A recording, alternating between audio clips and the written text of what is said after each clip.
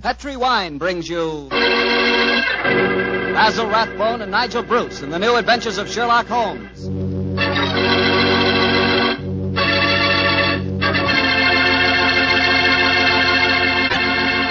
The Petri family, the family that took time to bring you good wine, invite you to listen to Dr. Watson tell us another exciting adventure he shared with his old friend, that master detective, Sherlock Holmes. And I'd like to talk about an adventure myself. An adventure in good eating. It begins with a good wine. Petri California Sauterne. You just serve that Petri Sauterne the next time you have fried chicken. You like fried chicken? Cooked so it's crispy and a beautiful reddish gold color on the outside and just as tender as all get out on the inside. Ah, that's chicken. But wait till you try it with Petri Sauterne. That's a wine. That Petri Sauterne is a pale, delicate golden color. You can just look at it and you know it's going to be one of the most delicious wines you've ever tasted, if not the most delicious. Petri Sauterne is not only wonderful with chicken, it's great with fish or any kind of seafood, too. Get a bottle of Petri Sauterne. When it's a Petri wine, it's a good wine.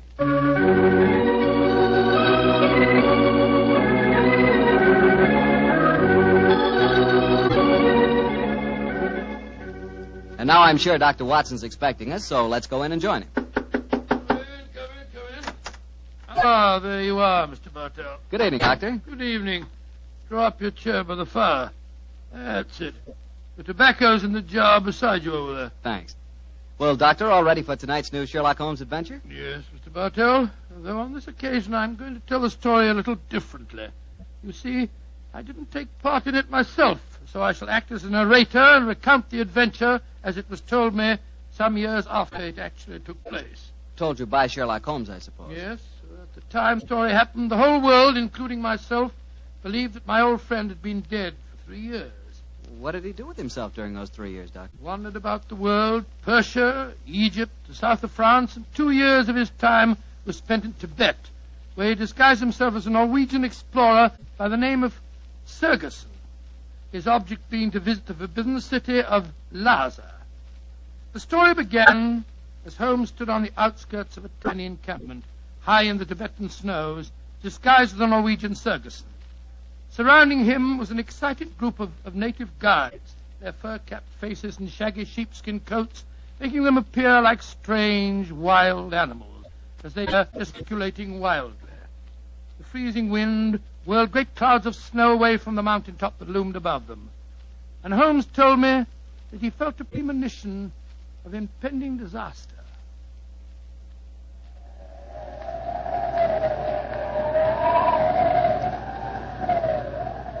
Sir, my men will go no further. They say the goddess of the mountain is angry. If we climb further, she will swallow us up.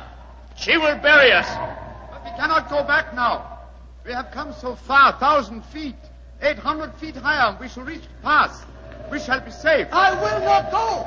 We can stay back there in the tents until the goddess of the mountain tells us we may go further. He is right. We can't go. We don't want to go anymore. It's too... Fools!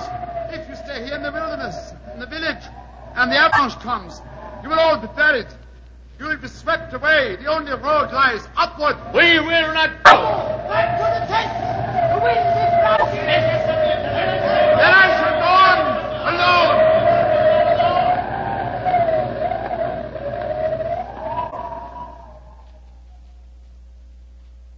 alone. Holmes was the only one who survived.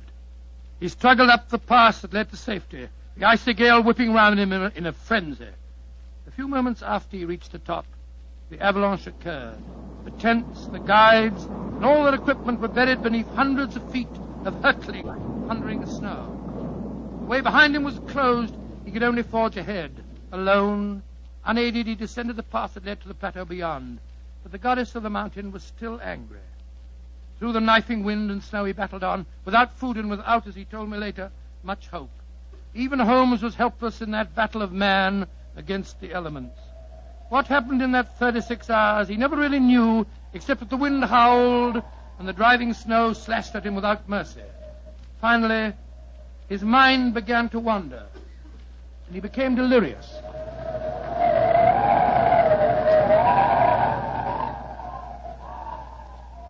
Watson, dear boy, hand me my violin, will you? Moriarty, I want to introduce to you the goddess of the mountain. I think you will have a lot in common. 221B Baker Street, cabby. For heaven's sake, get me there as fast as you can. I think I've caught a chill.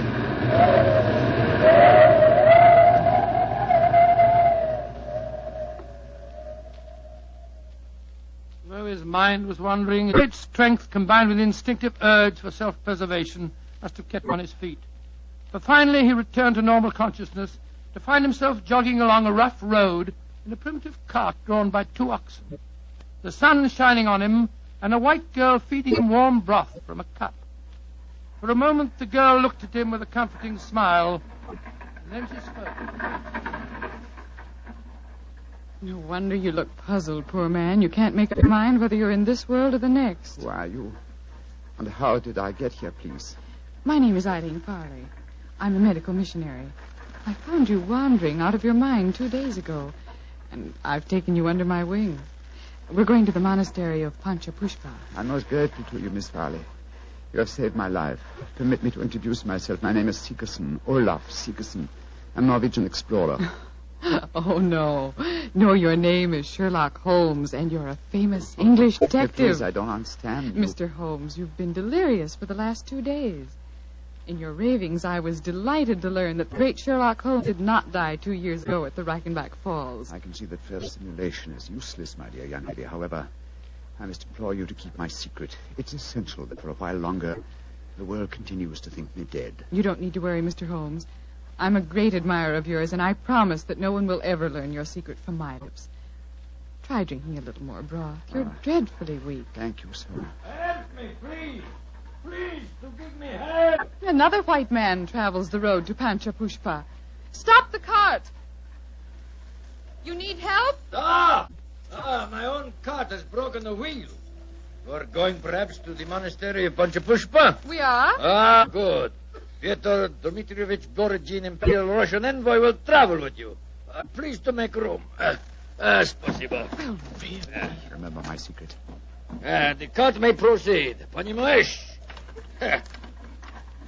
Your name, please, young lady. Eileen Farley. I'm an American medical missionary. I do not approve of missionaries, but you are very beautiful. So Borodin will forgive you. Who's this mujik lying on the floor? He looks half dead. I am half dead, Господин Borodin. My name is Sigerson. I am Norwegian. What is a Norwegian doing in Tibet? I have been exploring the mountains. And what, may I ask, is a Russian doing in Tibet, Господин Borodin? What is a Russian doing? You shall see, my friend. To Holy Mother Russia shall belong Tibet. But now let us be gay. We have some hours ahead of us. You like vodka, Miss Farley? I'm afraid I don't drink. Borodin will teach you to drink. Then he will sing you songs of his native Russia. We shall be happy. Ay, chiki, chiki, chiki, gor, vashni, more, diastri. Singing. Holmes told me that every note jarred his aching, weary head. After a few hours, the strangely assorted trio arrived at the gates of the monastery. An edifice, as Holmes told me, of great antiquity and of breathtaking beauty, and built in the shadow of a giant mountain. He was fed and bathed, and shortly afterwards he found himself together with his 2 companions in the presence of the head abbot himself, a man of great age and infinite wisdom. The faint chanting of religious music could be heard coming from another part of the monastery. As the old man spoke,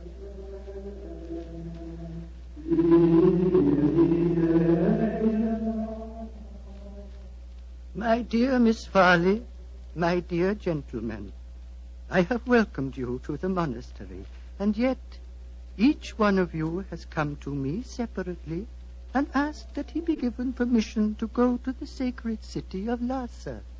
I cannot give that permission, my children. Borodin has traveled a long way. Russia will be most unhappy if he does not get the permission. I am an explorer, Reverend Sir. Will not that fact entitle me to some consideration? I, too, have traveled a great way, sir. My children, I realize your claims, but the permission is not in my power to grant.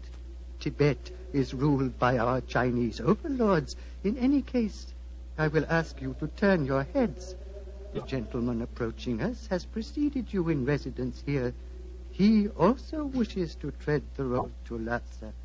You have new visitors, I see. Yes, my son. Permit me to introduce you. Sir Harvey Forrester. This is Miss Eileen Farley. How do you do? How do you do, Sir Harvey? Gospodin Borodin from Russia. How do you do? One cannot travel the world without meeting an Englishman. Как вы поживаете? And Mr. Olaf Sigerson from Norway. God dag, Sir Harvey. How do you do? Please be seated.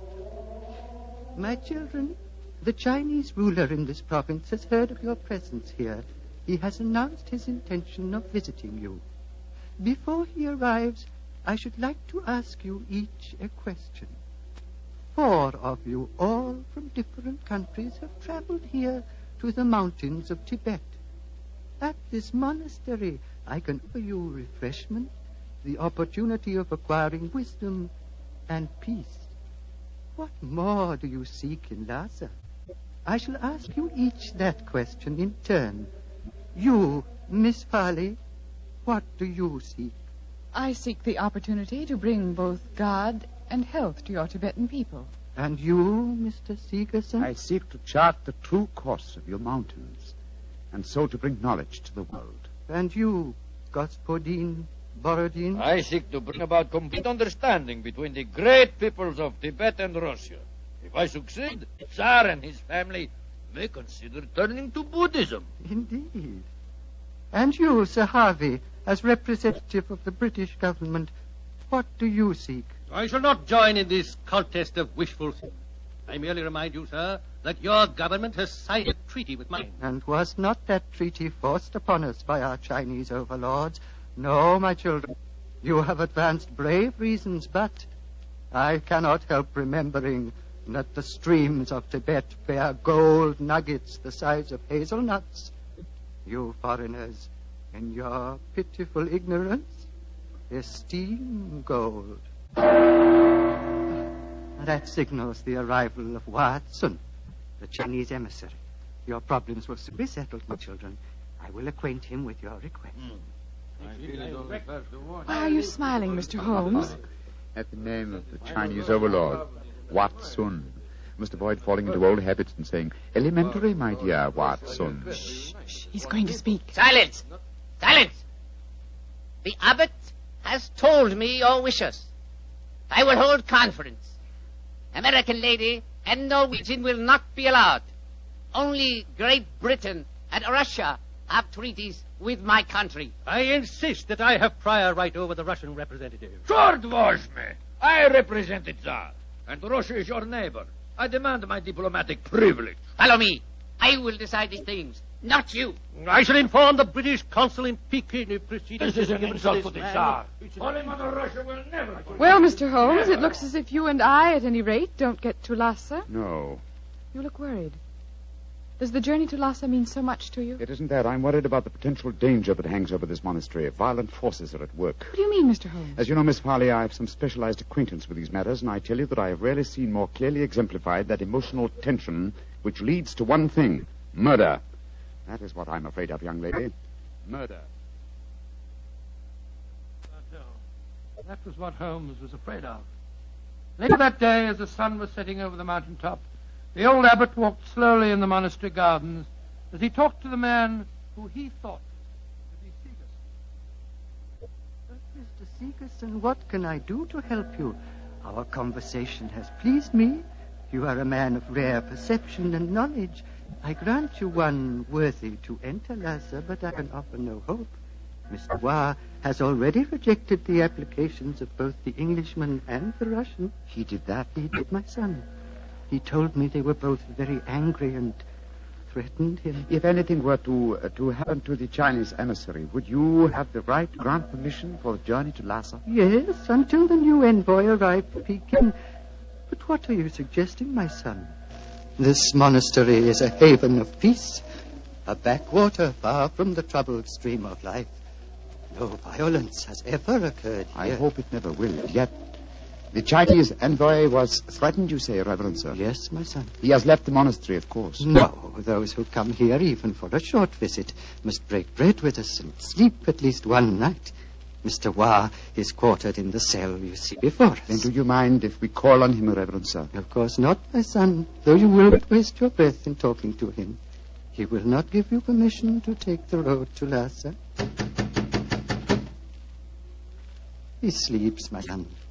Let us not disturb him. If you don't mind, Reverend Sir, I must waken him, if he can be wakened. What can be wrong? I think I know. I'm going in.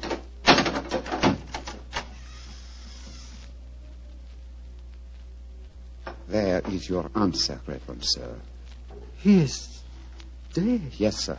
Strangled with his own cue. Oh, the poor, misguided man has taken his own life, my son. No, sir. Look at those marks on his shoulder. He has been murdered. But what are we to do? As it happens, Reverend Sir, I've had a certain amount of experience with these matters in my own country. If I were to produce the murderer for you with certain proof of his guilt, would you authorize my going to Lhasa? Yes, since for a few days that mission is mine to give, I will grant it.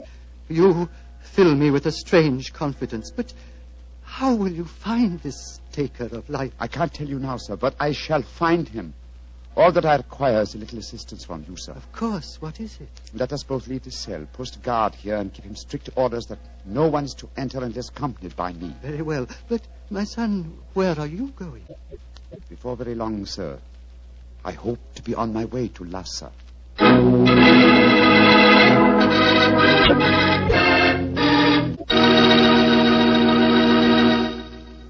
Dr. Watson will tell us the rest of his story immediately, so I'll just take a second to remind you that hamburgers, hamburgers, are practically an all-American food.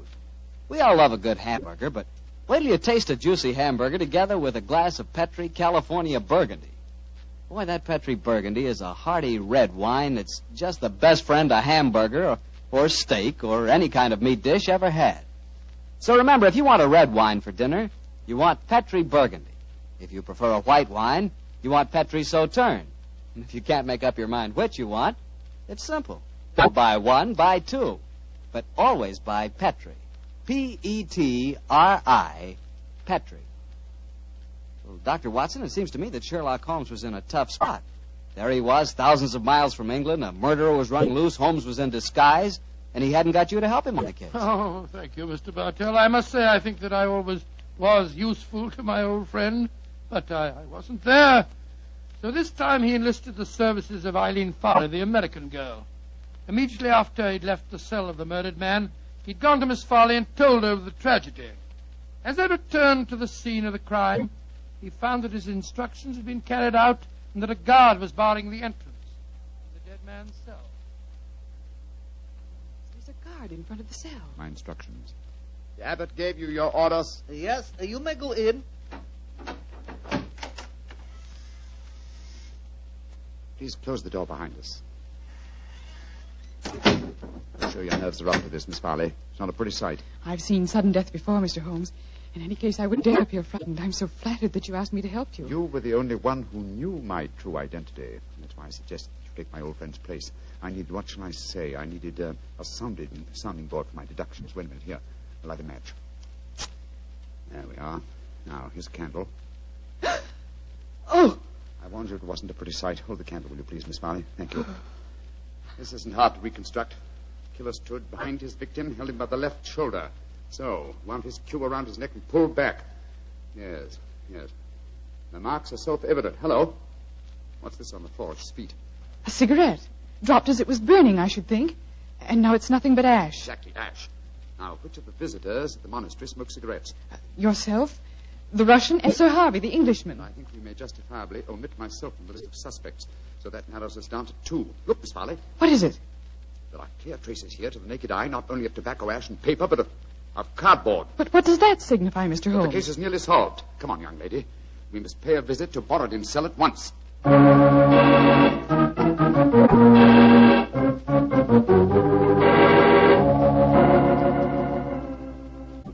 Arguments. Always, Sir Harvey Forrester, you give me the argument. But, my dear Borodin... I am not your dear Borodin.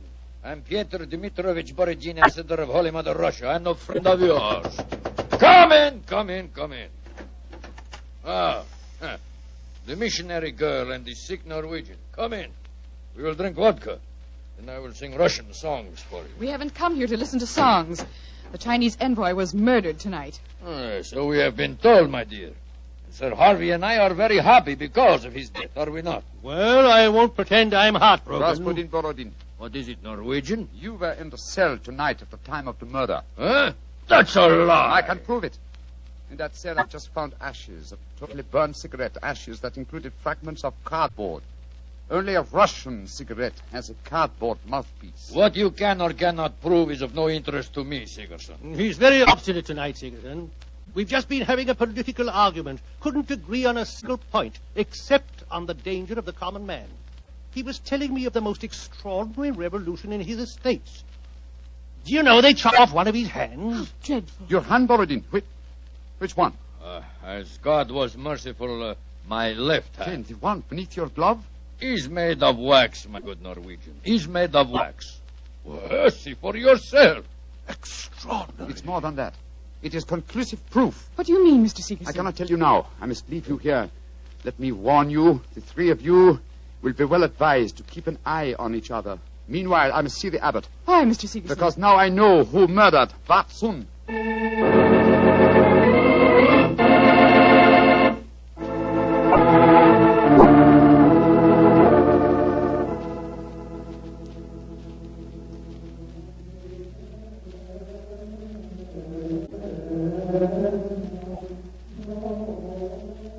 Pink fingers of dawn are stealing across the mountaintop, my son. Soon you will be on your way to Lhasa. Yes, Reverend Sir. You have kept your promise. You kept yours, Mr. Sigerson. The Chinese soldiers have arrived, and the taker of life has been given into their custody. Before you leave, my son, I want you to do something for me. Anything, Reverend Sir. What is it? The hood figure in the corner is that of the monastery scribe. He keeps our annals.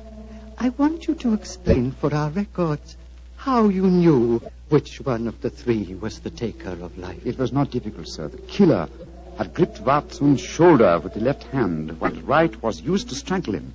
Therefore, the Russian Borodin could not be the killer, since his left hand was artificial. Quite so. It was, as you told me, made of wax. Then... But the clue of the cigarette pointed directly to the Russian. Therefore, it had obviously been planted there deliberately to incriminate him.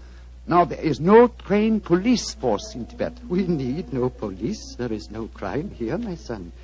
But continue. Why should the cigarette be planted to incriminate the Russian? Unless there was someone capable of making the deduction from a handful of cigarette ash. Therefore, the murderer was the one person who knew my true identity. Miss Eileen Farley, supposed missionary. No missionary, as it transpired when she confessed, and no American. No, a Secret Service agent of German origin, seeking to reach Lhasa before the Russians, and infuriated by Vatsun's denial of passage. Any Secret Service is better off without such employee. She will pay for her mortal sins. May she redeem herself in her next place on the wheel. My son. Yes, Reverend Sir. You are about to leave me, and I shall never see you again. Though evil and death came to Panchapushpa and to my monastery in the caravan that brought you here, I shall miss you, my son. I shall miss you greatly. And I you, Reverend Sir. Would you consider staying here? I can only offer you peace, a shelter from the outside world, and quiet companionship. Three great gifts. But I cannot take them. My work is not done. I must go on. Of course, my son. It was an old man's dream. One last question. What is it, sir? You spoke of your true identity just now. Who are you, my son? Reverend Sir, I cannot tell even you the answer to that question. One day, perhaps, but not now. Let us just say that I have wandered through a world of trouble, just as you have remained tranquil in a world of peace. I hope, sir, that we shall meet again. I hope so, too. Goodbye, my son. Goodbye, Reverend Sir. Goodbye.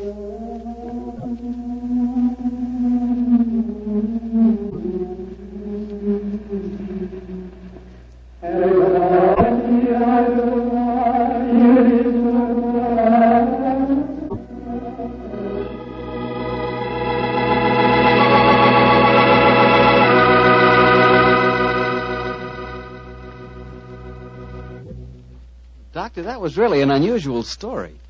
You told it so well, I felt you were actually a part of it. No, my boy, as I said, the story was told me by Holmes. I've never been to Tibet. Been to India, of course. I never really wanted to go to Tibet. Horrible mountains, terrible weather, lots of bandits on the roads. Sort of dangerous place. Doctor, you're not afraid of danger, are you? 10 years ago, Mr. Bartell, a question like that would be an insult.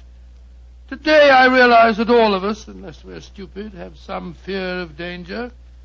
I would say that I'm definitely not a coward, nor am I a thrill seeker, but I've done with searching for something new. Me too, Doctor. I'm through searching for something new also.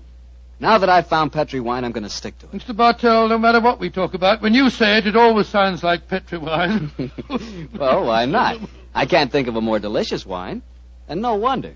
The Petri family has been making the fine Petri wines for generations.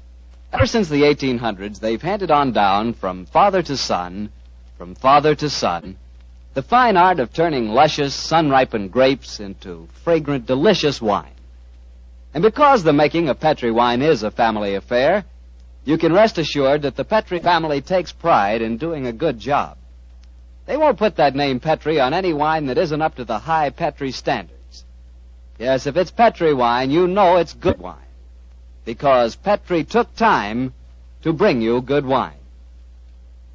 Well, Dr. Watson, what new Sherlock Holmes adventure do you plan to tell us next week? Well, now, next week, Mr. Bartell, I'm going to tell you a story that started off in a very light-hearted way and ended on the same note.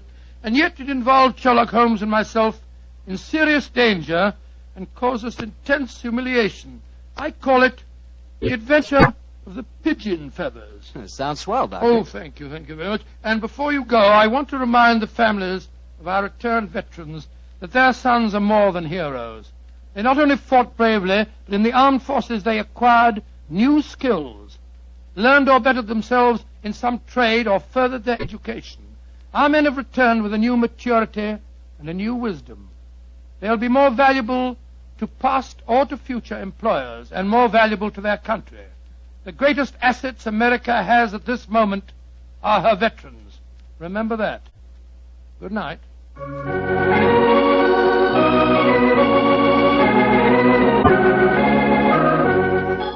Tonight's Sherlock Holmes adventure was written by Dennis Green and Anthony Boucher and was suggested by in the Sir Arthur Conan Doyle story, The Adventure of the Empty House. Music is by Dean Fossler. Mr. Rathbone appears through the courtesy of Metro-Goldwyn-Mayer, and Mr. Bruce through the courtesy of Universal Pictures, and now starring in the Sherlock Holmes series.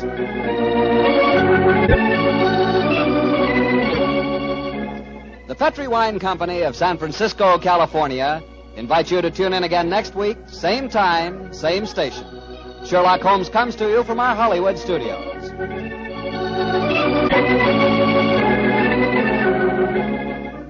This is Harry Bartell saying goodnight for the Petri family.